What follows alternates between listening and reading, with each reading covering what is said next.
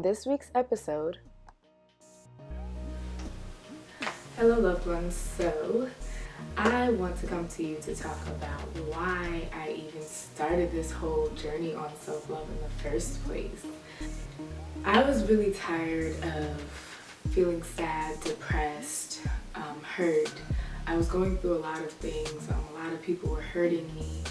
And I just wanted to be in this constant state of happiness, this constant state of love. And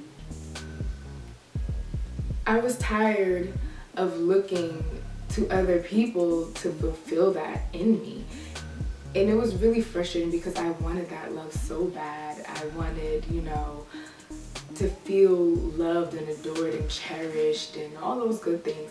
I wanted to feel that, and I felt as though the people that I was looking to do that for me never met my expectations. They would let me down, they would hurt me, different things like that. My journey on self-love started once I began to connect to spirit, once I began to deepen that connection to spirit. And that has been an amazing journey thus far. It started out with my yoga practice. It started out with me learning how to meditate and me gravitating away from religion. And that self-love, it just kept growing.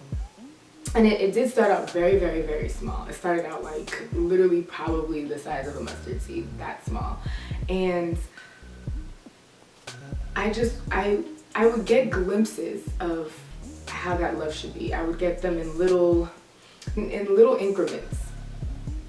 So like I would get it for like a day, and then I would be back to my self-loathing, and then I would have that for a week, and then again it would go back to me being sad, depressed, and I was like, what the heck? Like I just want to be in this state. I just want to stay happy, and I couldn't hold on to it. So in regards to me straying away from religion, that can be another video. When I was in church,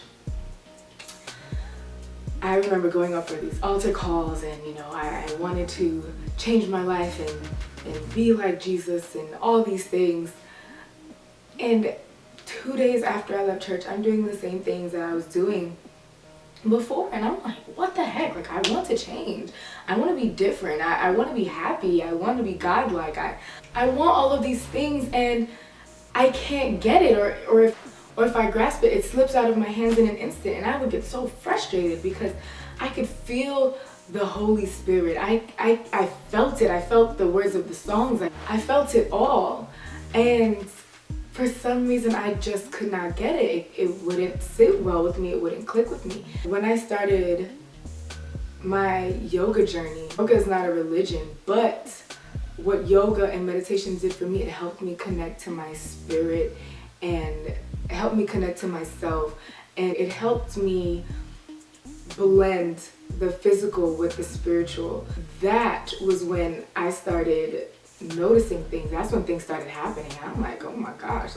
So for me, learning how to connect both spirit to physical, or learn that physical manifestations happen when something spiritual or emotional is happening, it helped me understand myself. And once I understood myself, I began to love myself. Also, a lot of the things that were happening to me, I would internalize it.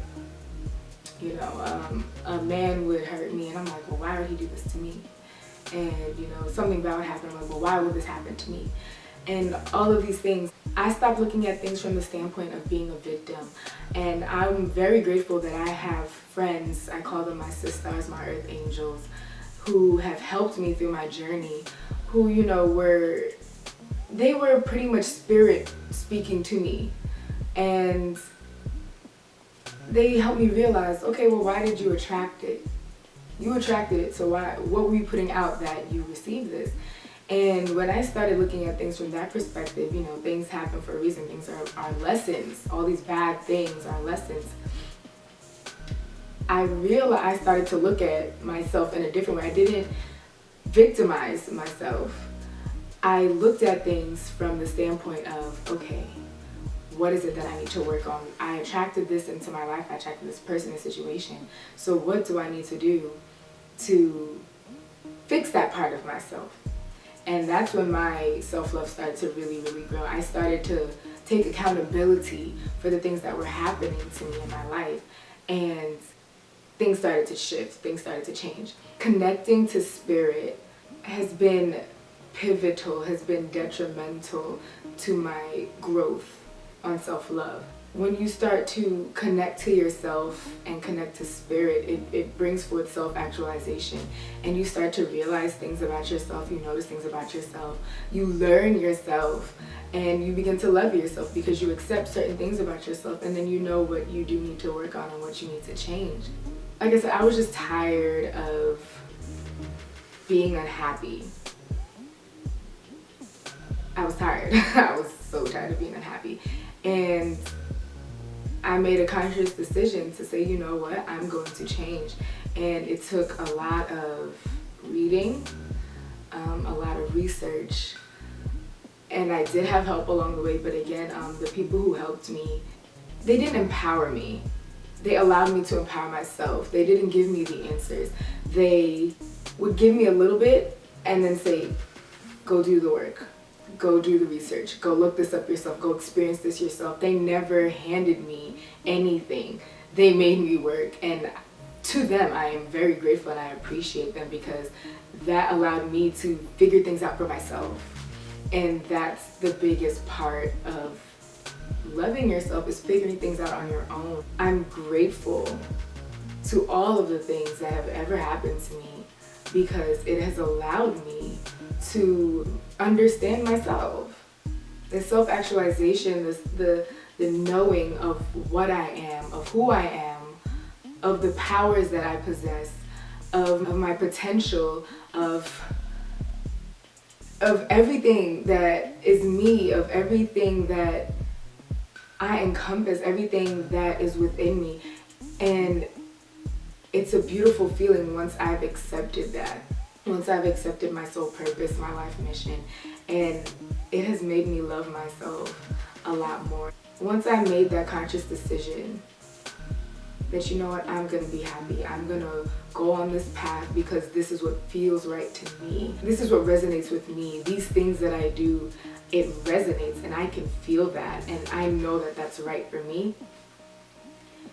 Yeah.